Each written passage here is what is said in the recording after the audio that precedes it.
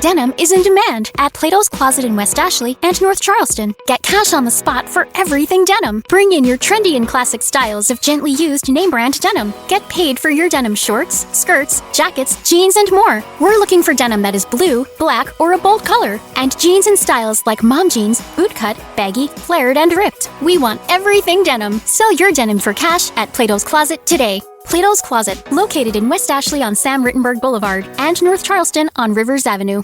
Hashtag no music, no intro. Oh, I'm just going to start it off like this, Ryan. How do you feel about this upcoming game against the Patriots? It's kind of come full circle, bro. Like, we was in New Orleans 2017. Fuck, it feels like forever ago. 4 years ago, week 2. Pats at Saints. I had flown out to New Orleans with all intentions to go to the game, but those ticket prices at the Superdome was hitting. I was like, ugh. And so didn't end up going. You, me, Kevin, Jordan ended up at I can't think the name of the fucking spot. The Beer Gardens. There you go. And just an embarrassing showing by the Saints. They go 0-2, and you sent a tweet. You sent it off, bro. That's when you first became a meme. You sent off the fire Peyton tweet before you deleted it. And now we've come full circle, right? 4 years later, that 2017 draft class has shown to be outstanding. You know, Saints have put themselves as one of the top upper echelon teams in the NFL. Heartbreaking playoff losses. But now, if you want to talk about it, there isn't a whole lot of difference between the Pats and these current Pats and these current Saints, except that the Pats have a franchise quarterback, and they know they have a franchise quarterback. Yeah. Other than that, there's a lot of similarities, bro. Like, and I know Greg Rosenthal, or maybe it's Mark. I think it's been Mark Sessler, NFL.com, around the NFL podcast. Basically, was like the Saints are the Pats last year. Like, without Tom Brady and kind of finding themselves with what they are as a team. Yeah. So that long opening. The game against Panthers, like that's one of those bury the ball games, bro. Like you don't even think about it. Don't even think about it. So that said, team looks a lot healthier going against the Pats. How are you feeling? Look, I really think they're going to play a much better game than they played against the Panthers. Like the things that happened in that Panthers game, I've never seen a Sean Payton team do that. And it's funny because when I say that, it's like I've also never seen a non-Drew Brees led, Saints team. You know what I'm saying? I mean, I know he missed games the past 2 years, but still he was there. It was still kind of a Drew Brees team. So this is kind of new because I'm waiting to figure out what this team is, because week 1 and week 2 are like diametrically different. You know what I'm saying? Like just totally different. But offensively, we could say at least through 2 weeks the offense hadn't been great. Now look, week 1 had 5, James threw 5 touchdowns, put up 30-something points. That's great, but it wasn't like, the Saints rolled up 300, 400, 500 yards. And they didn't need to, honestly, in week 1. You know what I'm saying? Right. Week 2, they needed to put up some yards. Like, they needed to. And they couldn't for a plethora of reasons. Protection issues, communication, all this stuff we talked about already. But still the question is, like, when this offense needs to score points, can it? You know what I'm saying? Or do things have to go perfect like the Green Bay game where the defense is stifling the other offense and, all our little, they ran the Green Bay game, they ran a 15-play drive twice back to back. It was like the first time it ever happened or something like that. So everything works. So can this team perform? Can this offense perform when everything's not working? You know what I'm saying? Because we still got some injuries on defense. Hopefully, looking like CD Deuce gonna be back. He was full today. Tino was full. Peyton Turner is limited. Marshawn Lattimore is limited. So we'll see how that works. If Peyton Turner not started, it's like damn. But I guess Tano's up, so that'll help a little bit. Can we just when I saw it, Ryan? I didn't even react, bro. It was like, so you telling me this athletic freak at defensive end who goes out and has a great game, against the opposing offense, the next week, his elbows hurt too, just like two first. Someone restart the simulation, bro. Reboot the Matrix, bro. It is crazy. Literally, word for word. Because if you remember two first, he was hurt early in camp. I can't remember if he started week 1 or not in his first season. I just can't remember. I don't think he did. No. I remember he came on to that Redskins game. Yes. But Drew Brees broke that record, and he was oh shit! It's kind of like his coming out party. And he was killing Alex Smith, bro. Killing Alex Smith, you heard me?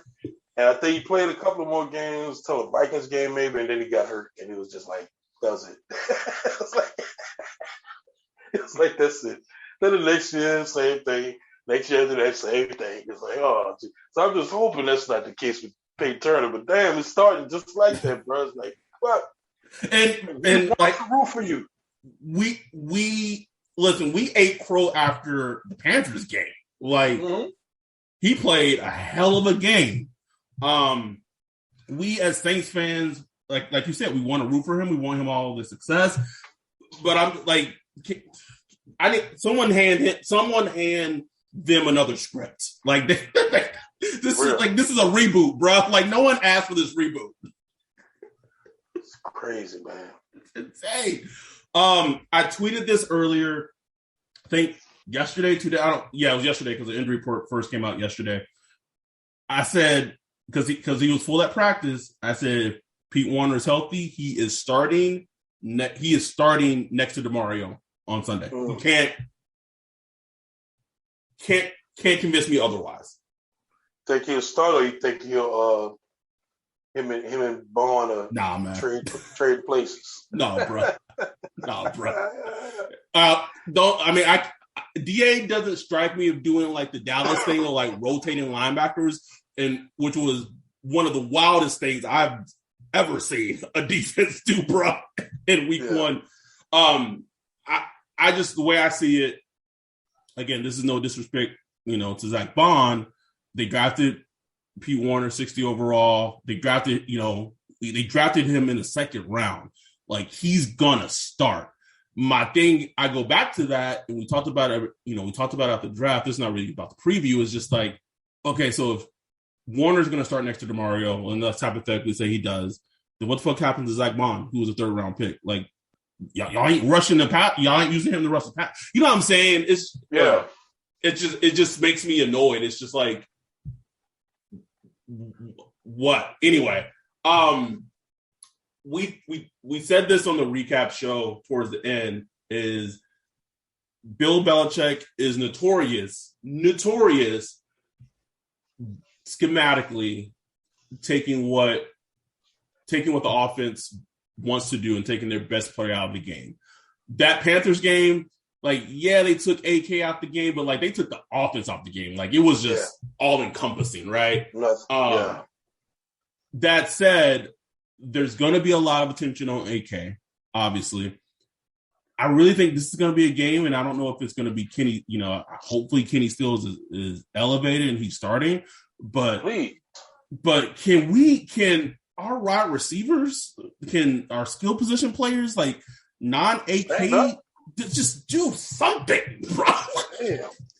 No, AK too, bro. AK too. And I'm like, everybody's like, show me something, man. Marquez Callaway, like, do something. You know what I'm saying? Jawan Johnson. There's no Stephon Gilmore. Like, yeah, right. Yeah.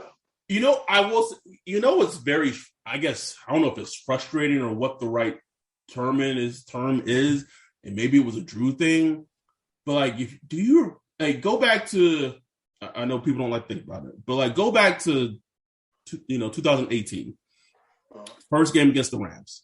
Even in the first half in the playoffs against the Rams, all AK was doing, bruh, was just running choice routes.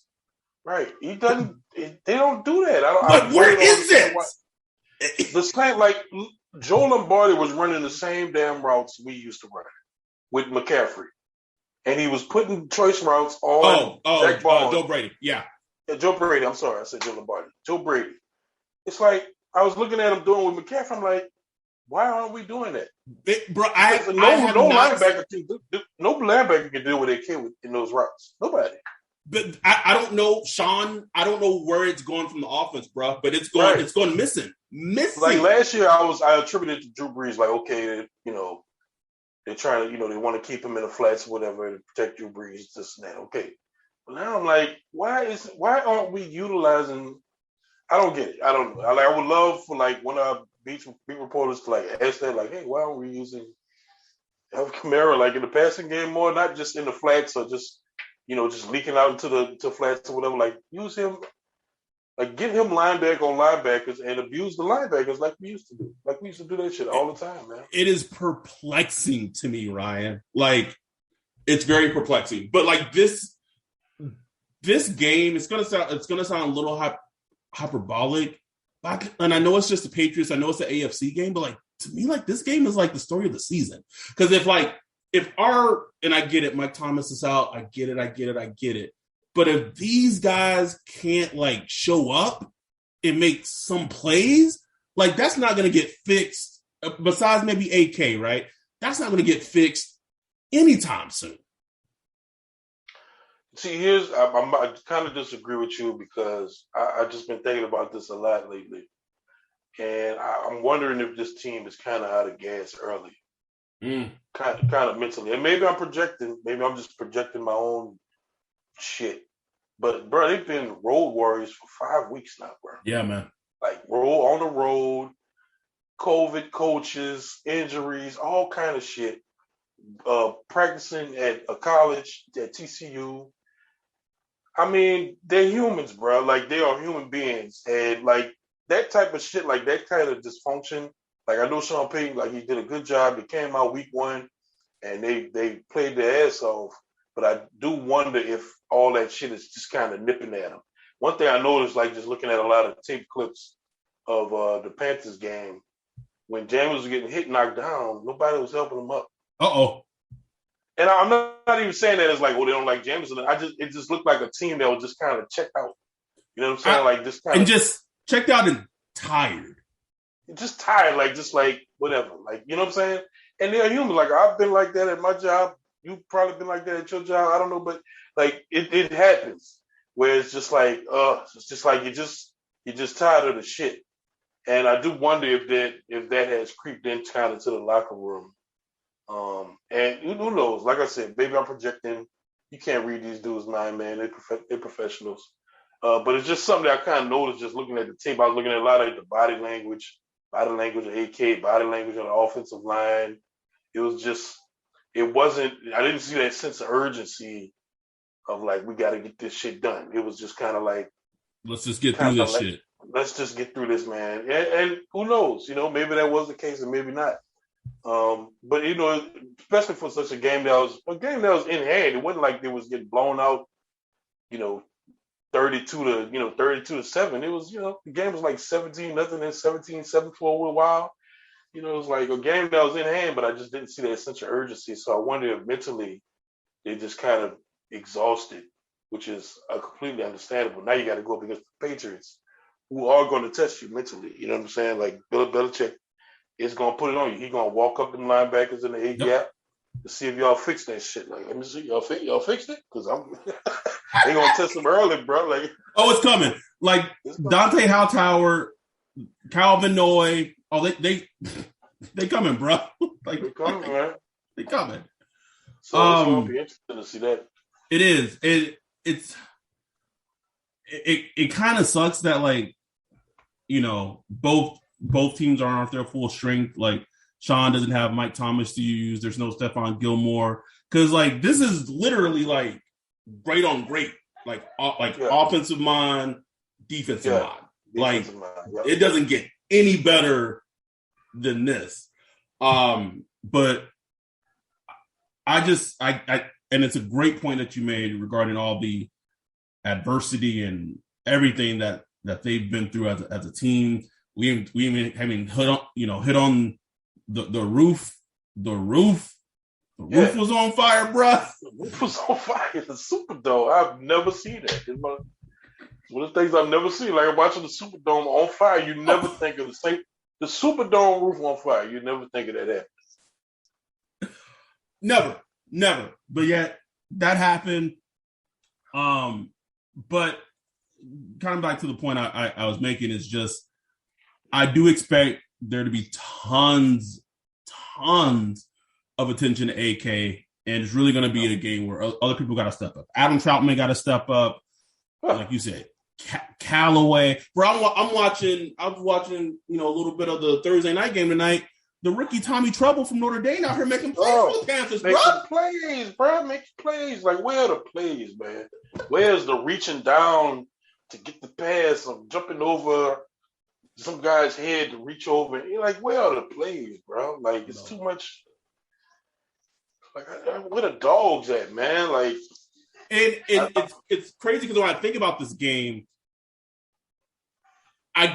Josh McDaniel, great offensive coordinator. I know he gets a lot of flack for like his time in Denver, but like whatever, man. Like he's a damn good offensive mind, a damn good offensive head coach, or offensive coordinator.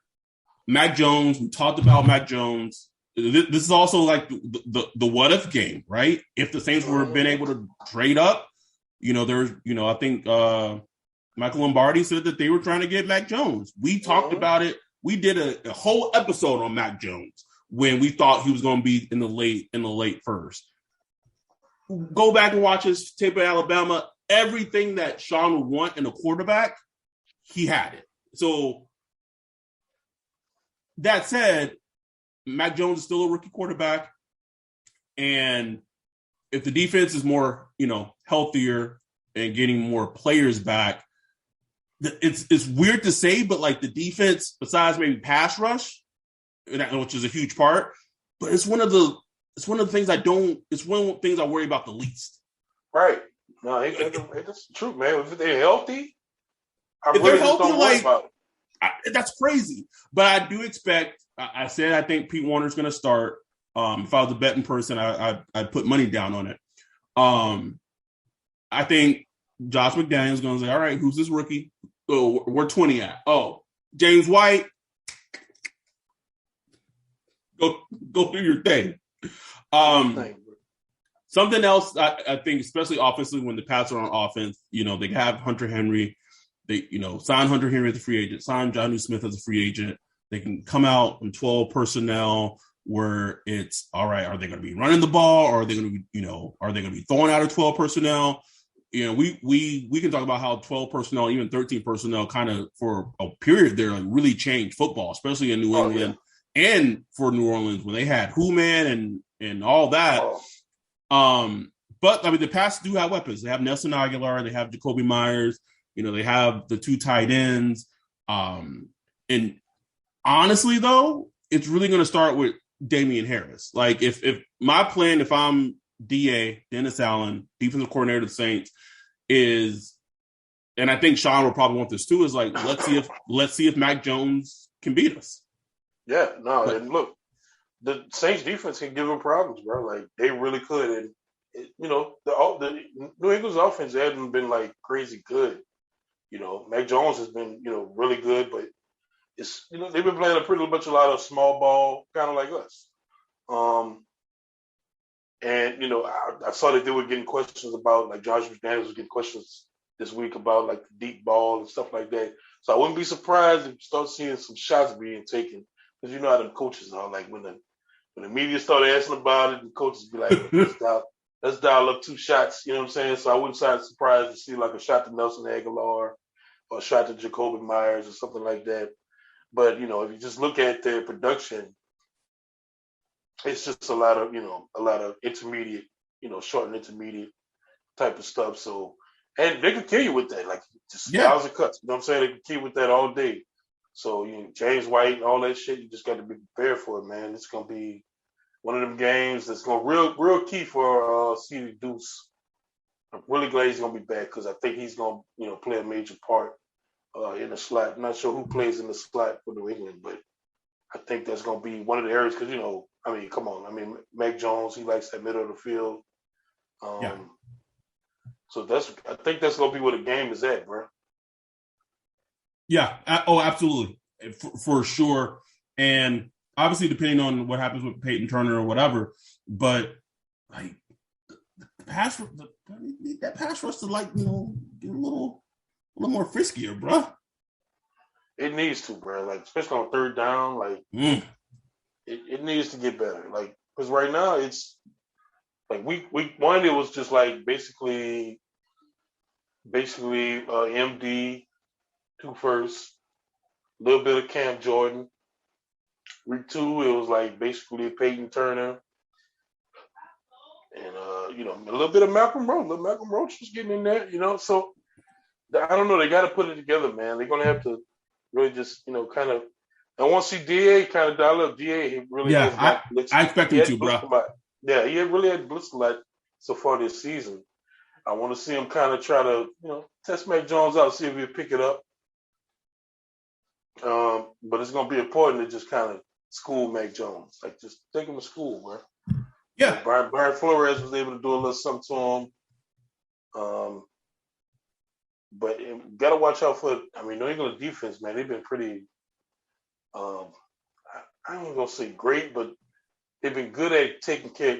Just kind of playing their scheme and taking advantage of opportunities. It's one of those like annoying defenses, bro. Yeah, just fucking annoying, bro. They take the ball away. Jameis really going to watch out for that. Just don't do what he did last week, just throwing it up and shit like that. And, they're going to flood the middle of the field and stuff like that. They're going to try to make it murky for him, especially if AK, is, running his little routes. They're going to watch all that shit, bro. So I will say, yeah, they will. One thing, Greg hit me with Pat's, Greg Rosenthal was hitting me with Pat's Nuggets Tuesday, I forget what day it was. And he kind of said that one of the most disappointing areas about the Pats this season has been their both sides of their line, their offensive line and their defensive line. He said like the pass rush from the Pats defensive line really hasn't been there, especially when they invested like a lot of money this past offseason. And he said that the middle, like the interior of their defensive line is at least the last 2 weeks have shown to be very soft. So here's what I want to see. When the Saints whenever the Saints get the ball, their first possession, can we just try to run it straight at the team, bro? Yeah. just run at it. Nothing fancy. Please, like nothing fancy, but like just this coming out, boom, three passes when people ain't getting open. Like this is for sure the game. Test the interior, see how soft it is. Man, talking football, it sounds like inappropriate as fuck. I know.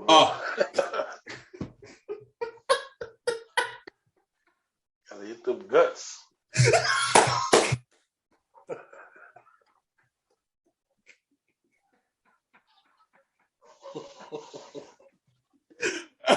But just and we talked about this on the pod too. And offensive linemen don't like pass blocking. Like they don't like going back. Offensive linemen love to go forward because they can impose their will. So just see if you can push that Patriots defensive line. And then, because, bro, like, it was so maddening when, like, Sean was calling, like, these, like, shot plays off this like deep play action passes last week, bro. And like the run was shut down. I was like, are you reading too much PFF about like and we're not even blocking for a play action. And man, like let's get some of these screens rolling. Like, man, these screens been ugly. Like the screen's been ugly as hell, bro. Like, I don't know, man. Just the offensive efficiency. I mean, the Saints got the 32nd offense in the league, bro. Right now. 32nd offense in the league, man. Which, when I hear it, I'm like, they're not gonna stay at 32nd. It's not gonna happen. It's not gonna happen. Even with Jameis, like it's not gonna happen. No way Sean Payton goes down like this. I can't see it. So it's gonna improve. How it's gonna improve, I don't know. No. But it's gonna. I don't know. I don't know how it's gonna improve. But no way Sean Payton's offense is gonna go down to 32nd. So, but man, they got some work. And look, I want to say something, bro. Like a lot of people coming at me, like just because I made a comment about something to Bill Belichick, but Bill Belichick was like, Jameis is a really good quarterback. And I was like, okay, whatever, Bill. And I wasn't saying that as like Jameis is not a good quarterback. I was just saying like Bill Belichick, like, bro, come on, man. Like, you watch that tape. Watching that tape, like, man, I'm about to smoke this motherfucker. Like, that's how I'm like, come on now. Like, James, Bill Belichick, like, I'm about to take Jameis out. But I was like, oh, Jameis just coming to Jameis' defense. And make no mistake, like, week 2 was not on him. Like, it was. No, he was like the least person I would blame for that entire game. I would not blame him at all. But At all. I will say there were plays to be made in that game, and he didn't make them, for whatever reason. And I also will say that he did kind of reveal the thing of him that I fear. It's been a part of him since I've watched him since Florida State, since he first came on. And when things get really dicey around him, he doesn't tend to rise to the occasion. You know what I'm saying? Like he panics. He panics, bro. And that's the thing that I always fear with him, where it's like, with Drew Brees, he was almost that calm. Like I know late career with Drew Brees, let's throw it out. But I'm talking about Drew Brees, we have most of the time here, where we've had those games where the first quarter or the first quarter and a half was just terrible, just terrible. But he was able to just kind of pull it together, get the offensive line in mode, get his wide receivers, and string something together to get it moving. And that's what I'm waiting to see from Jameis. I'm not saying he can't do it. I just want to see it. Him just kind of, if things go worried with the offense, him just take control and pull the offensive line together and pull the wide receivers together, or just AK or just one player and just say, okay, we're gonna cook them on this route and let's just figure something out to keep it going. I just want to see him just kind of take control of the offense. Whereas right now, I haven't seen that yet. He's been playing within the Sean Payton scheme and how he's coached. But, at some point, he's going to take ownership of the whole offense. So I'm waiting to see that, man, It'll be fascinating to watch that. And this is also, like, I'm not trying to make it a referendum, but will the real Cesar Ruiz stand up, bro? Like, we've talked about it at nauseum. Last year wasn't good at right guard. He went from center his whole career to playing a position he didn't know. No OTAs. Okay, whatever. Week 1, Eric McCoy goes down. He goes in at center. Seamless transition. Him and Throckmorton look great. Blah blah. Week 2, complete mess. Offensive line coach who had COVID. Maybe that had a lot to do with it because he couldn't talk and adjust. But like Ruiz didn't have a good game last week. Like just being real, didn't have a good game. So as a fan, and the Saints want to know too, which one are you? And I talked about it a little bit. I don't know if they elevate Austin Ritter and put him at center and then move Ruiz back to right guard. I don't know, man. But like whoever he is as a player, and I get he's a young player, but man, offensive line is a position where you pretty much show who you are early in your career. Yeah, I mean, look, Eric McCoy came in ready. You know what I'm saying? Drafted him. We drafted him to start at center, and he started at center since day one. And now he's like a top 5 center in the league, maybe top whatever, wherever you want to put him. He's in that conversation, right?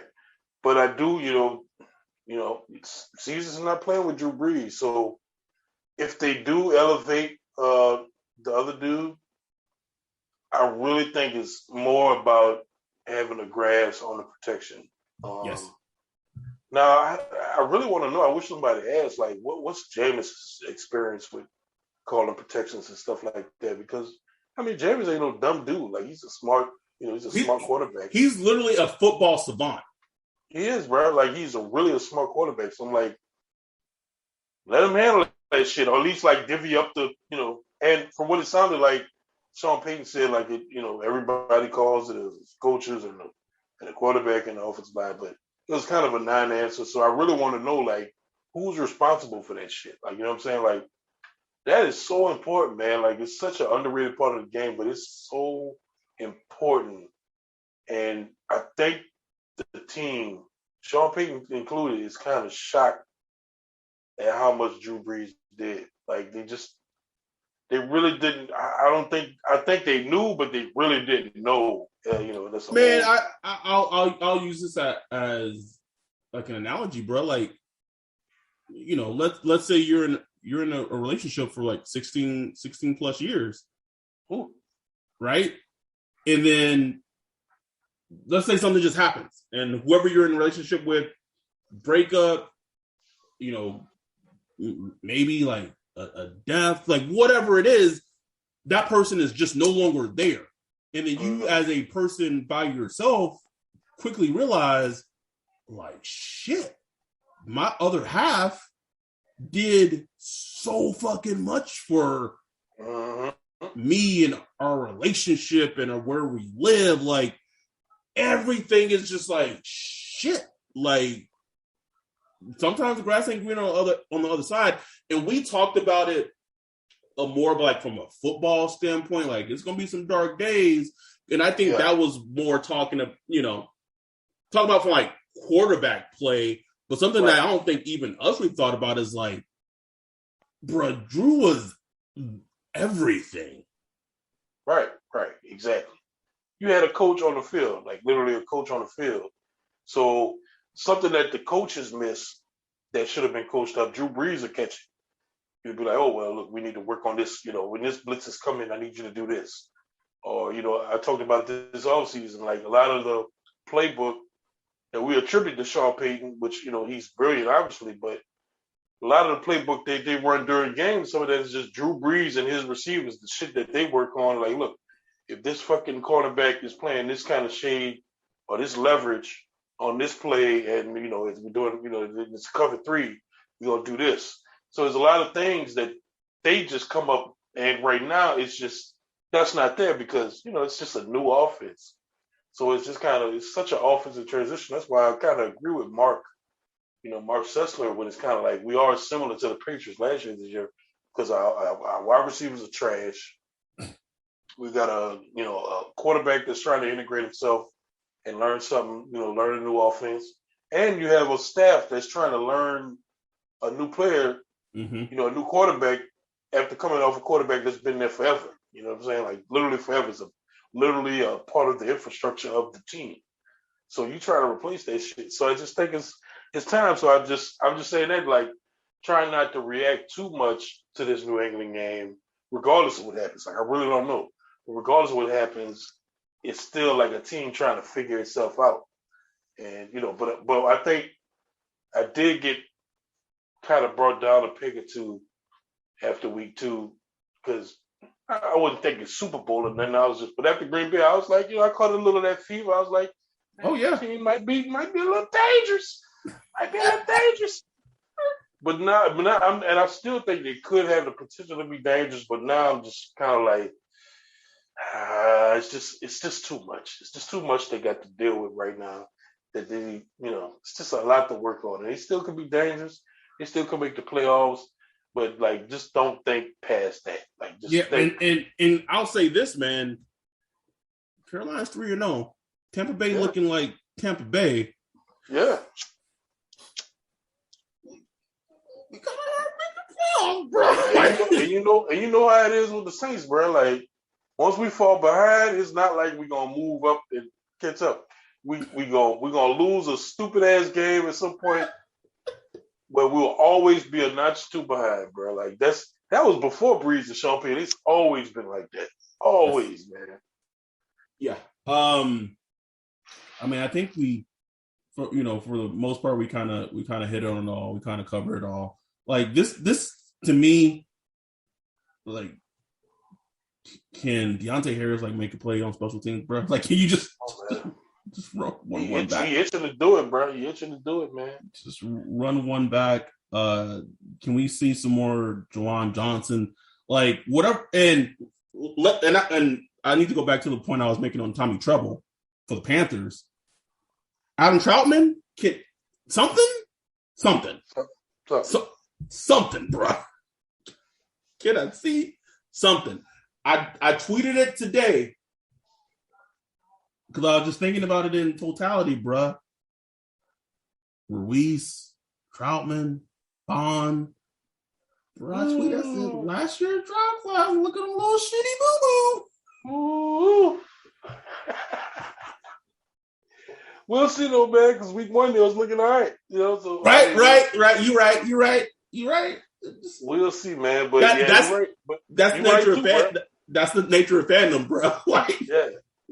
What have you done for me? So, I mean, we'll see, bro. Like, I mean, we could easily say, okay, these aren't like great players.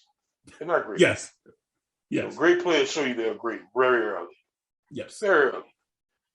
Maybe they can be good. Maybe they can be good players. They're not great players. I mean, at this point, if Ruiz can become essentially Pete, like,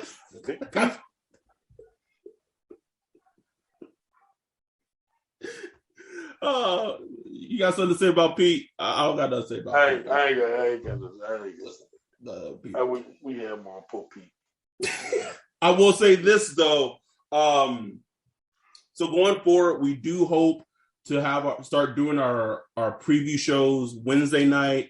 So Ryan could get them up posted Thursday morning, and there's kind of more time for if people want to listen to the preview show. I understand like being a person, like once it's the weekend, like I listen to a lot of podcasts, driving, work. Yeah. Once it's the weekend, I don't listen to podcasts unless I'm traveling. So we're going to try to make sure going forward, do the episodes Wednesday night, have them posted Thursday morning. A lot of people more get a chance to listen to the preview show, listen to us break down the games before the games on Sunday. There might be some working things happening with the podcast potentially. But we'll keep everyone abreast of that situation. I tweeted this from our Twitter account. Ryan and I are going to start doing like a Q&A mailbag podcast, mini podcast episodes, 20-minuters, just for our Patreons, answer any questions that you guys may have. So that's going to start up soon.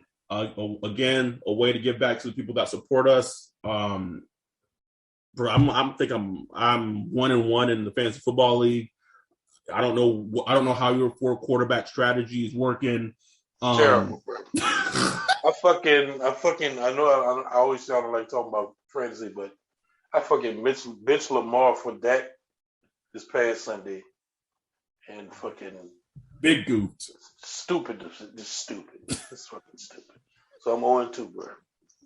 Big goof. Just had them points on your bench, just like sitting there, bro. Just sick, bro. This is why I play fantasy football just like whatever, but like could you imagine like a decision like that costing you $500,000? Like, hell no. I don't know how them dudes do it, bro.